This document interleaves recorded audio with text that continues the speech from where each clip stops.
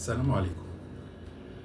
مديرك بيسألك سؤال بسيط وردك عليه هو السبب انك هتترفد كمان 6 شهور ومش هتبقى عارف ليه.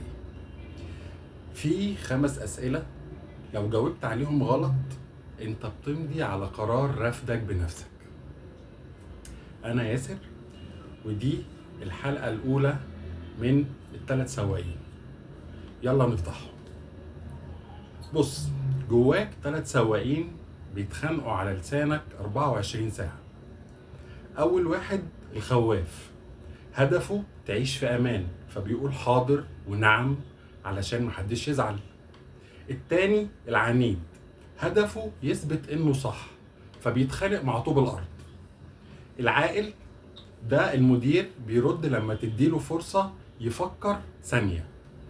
المصيبة إن الخواف والعنيد هما اللي بيردوا على أسئلة مديرك وده بيلبسك في الحيطة. هناخد ال5 أسئلة. أول سؤال هو إيه رأيك في الخطة الجديدة؟ الغاية من السؤال ده اختبار هل أنت شريك ذكي ولا موظف منافق؟ رد الخواف هيكون هايلة يا فندم، ممتازة جدا. النتيجة مديرك عرف إنك منافق ومش هيسألك تاني في حياته. رد العنيد لا، الخطة دي فيها ثغرات ومش هتنفع.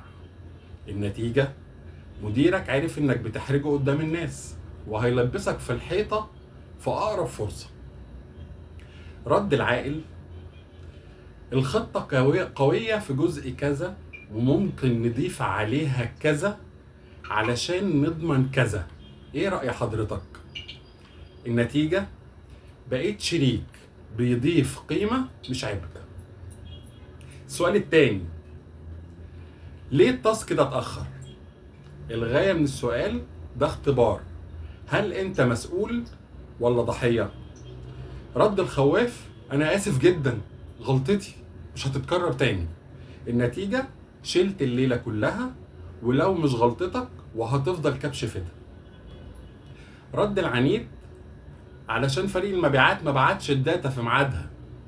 النتيجة بقيت بتاع مشاكل وبترمي على غيرك ومحدش هيحب يشتغل معاك.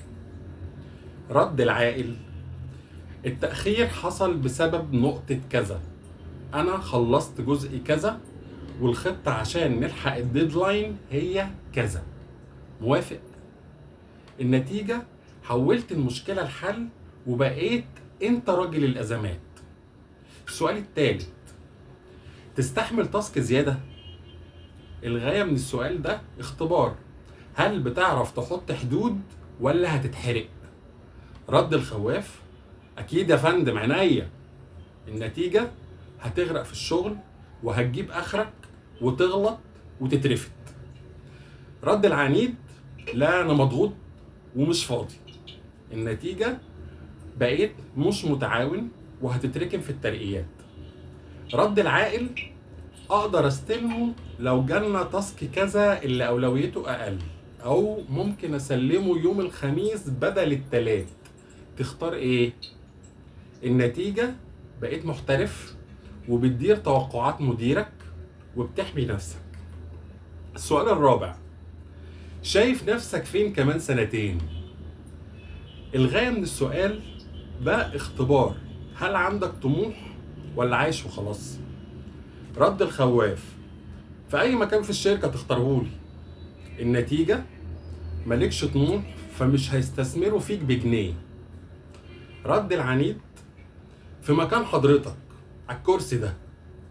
النتيجة بقيت تهديد مباشر لمديرك وهيخلص منك في أقرب فرصة.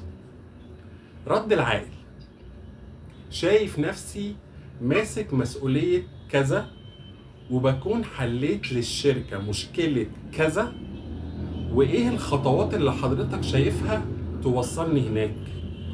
النتيجة عندك رؤية وطالب توجيه فبقيت مشروع قائد. السؤال الخامس، عملت الغلطة دي ليه؟ الغاية من السؤال ده اختبار هل بتتعلم ولا بتكرر؟ رد الخواف آسف آسف آسف. النتيجة ثقتك في نفسك صفر وثقة مديرك فيك صفر. رد العنيد: انا ما غلطتش اصلا، السيستم هو اللي مهنج. النتيجة: عمرك ما هتتعلم، فهتكرر الغلط وتترفد. رد العاقل: الغلطة حصلت لاني افترضت كذا، الدرس اللي اتعلمته كذا، والخطوة اللي هعملها عشان ما تتكررش هي كذا.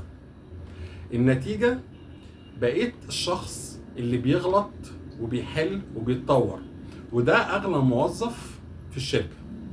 لو رجعت اخر 5 مواقف في شغلك هتلاقي الخواف او العنيد هم اللي بيردوا، صح؟ مطلوب منك دلوقتي قبل ما ترد على اي سؤال في الشغل بكرة، اسكت ثانية واحدة بس. الثانية دي هي المساحة اللي العاقل بيدخل منها يسوق.